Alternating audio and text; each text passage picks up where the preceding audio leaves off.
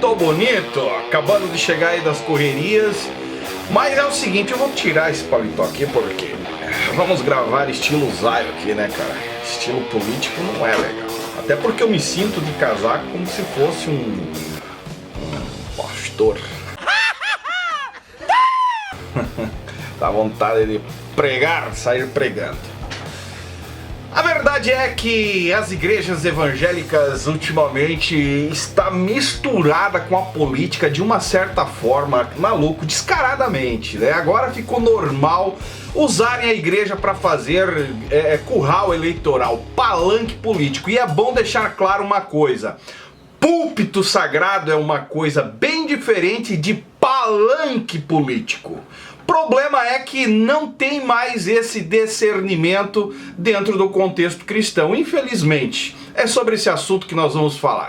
Amém! Pra quem não me conhece, eu sou o Zay, você está no meu canal Fala Zay. Como é que vão vocês? Espero que vocês estejam todos bem, todos correndo atrás de seus objetivos. Se você não bebeu água, beba água. Eu bebi água agora há pouco, não vou beber agora. Mas a verdade é o seguinte: a politicagem está correndo solta dentro desse contexto evangélico, principalmente nesse âmbito, né, de apoiar Bolsonaro e bater contra o PT, contra o comunismo, né? E infelizmente virou uma guerra que, sinceramente, cara, totalmente desnecessário no meu ponto de vista. Até porque o argumento de quem é de direita, evangélicos de direita, dizem que o PT quer fechar a igreja, que o comunismo veio para fechar a igreja, e quem é do comunismo defende a ideia que nunca foi, nunca aconteceu, que nunca foi esse interesse. Inclusive argumentam até dizendo que na época do PT foi o tempo que os cristãos mais cresceram. E eu inclusive fui procurar e felizmente é verdade. Dados do próprio IBGE é que na época, na era petista no Brasil, simplesmente os evangélicos cresceram numa velocidade sem tamanha. Então o resultado desse crescimento pairou hoje dentro do contexto político a qual nós vivemos. Porém, está essa guerra que ninguém mais se entende, cara. Eu não sei onde que vão parar. Aleluia!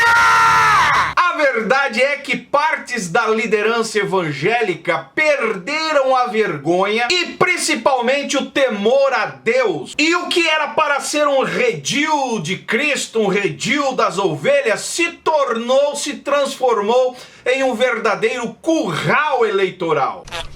Usados para manipular o contexto político, porque afinal de contas os evangélicos têm a força, têm o poder de disputar uma política e trazer um resultado. E os políticos se transvestem de homens evangélicos, de homens de Deus. Até o Lula tá nessa, né? Sinceramente, cara. Gabinetes pastorais estão simplesmente se tornando verdadeiros ambientes aonde vem alienar a certa liderança, né, que tem influência, e assim se torna a igreja no geral um curral eleitoral. A verdade do evangelho, a pureza do evangelho você não enxerga mais. E não me venha com história aqui que eu sou um desigrejado. Basta você ter um pouco de sensibilidade e discernimento, você percebe que dentro desse contexto não existe mais a pureza, a verdade do evangelho como prioridade. E o mais incrível é ver e perceber que infelizmente as pessoas que se dizem cristãos se tornaram verdadeiras pessoas suscetíveis, levadas pela mentira, pelo engano e deixando-se ser usados para ser manipulação no contexto político. A igreja chegou no fundo do poço. Para mim, sinceramente, eu não vejo mais esperança. Eu quero até mostrar um vídeo para vocês. Dá uma olhada nesse vídeo aqui, cara. Sinceramente, não dá, cara. Olha só, isso aqui é um pastor dentro de uma igreja fazendo política, usando púlpito, que era para ser um lugar sagrado, aonde as pessoas vêm buscar esperança, se tornou um palanque totalmente impuro e contaminado pela política. Olha só.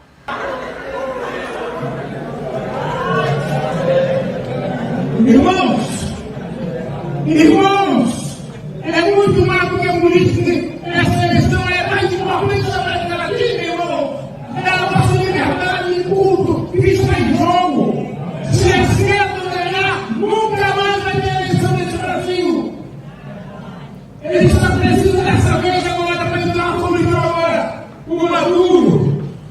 que fizeram com a Chico, irmão. Não quebrando, não queimando as igrejas. É isso que você quer para a sua igreja? Então você vai votar no Lula? Quem você vai votar? Entendeu, cara? Olha só o finalzinho. Se não é um verdadeiro curral, isso aqui é um exemplo de um verdadeiro curral eleitoral. Dá uma olhada no final. Não quebrando, não queimando as igrejas. É isso que você quer para a sua igreja? Então você vai votar no Lula? Quem você vai votar?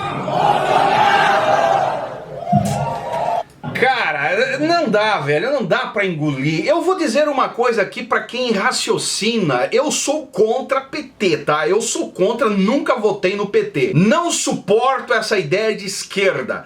Também sou contra o fanatismo da direita.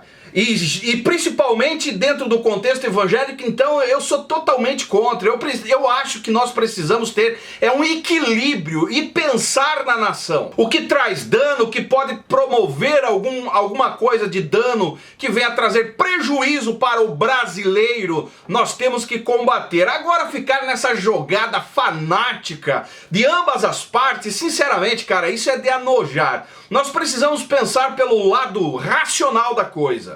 Amém? Em todo o tempo do governo petista, por incrível que pareça, a igreja estava alinhada com o PT. Basta você ver essas fotos. Olha aí, lideranças evangélicas caminharam, se beneficiaram com o PT. E eu nunca vi um rumor sequer durante a era petista. É bom dizer mais uma vez que eu sou contra o PT, mas nunca se ouve durante a era petista no Brasil rumores de fechamento de igrejas, muito pelo contrário. Agora usar mentiras, fake news para promover um político, sinceramente, cara, para promover uma ala direita, isso pra mim é falta de cérebro, é falta de discernimento, é falta de sabedoria da parte dos evangélicos. É lamentável esses botecos de aleluia comprarem uma briga simplesmente por se sentirem valorizados porque tem um presidente que é evangélico. Tudo bem, lutamos, corremos atrás,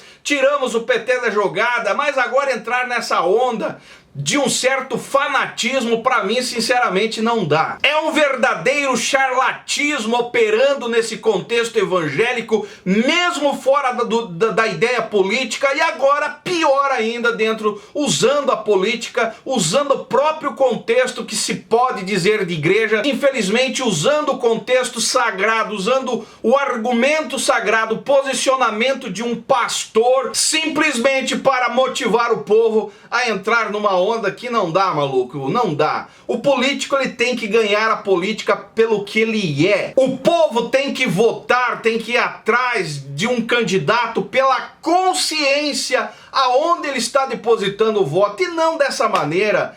Pessoas aliadas, pessoas que não correm atrás e depois são as primeiras a reclamar nas redes sociais, principalmente do governo. E o pior é que há ainda quem diga que o pastor aí não exagerou em nada, que é melhor assim do que a esquerda no poder. Óbvio, concordo que a esquerda não pode voltar para o poder, trabalho a favor disso, trabalho contra a esquerda, esse é o meu posicionamento. Agora, viver uma vida usando o meio evangélico, o profano com o sagrado, também não dá para aturar. Amém? Igrejas que se tornaram verdadeiros comitês de políticos, não dá para aturar esse tipo de coisa. E isso que nós acabamos de ver aqui foi exatamente assim, e está sendo exatamente assim que elegeram Eduardo Cunha, Everaldo, Garotinho e outros, né, que a gente sabe aí que fizeram verdadeiros currais eleitorais, principalmente dentro do contexto de Santa Catarina também, que tem esses figurões aí que se penduram na política simplesmente porque são feito esse tipo de atitude da parte das lideranças, que é lamentável e que consegue manter essas pessoas descompromissadas com a ética, com a moral, e quem paga no final de tudo é o próprio povo que entra na onda dessa turma aí. E depois não adianta reclamar.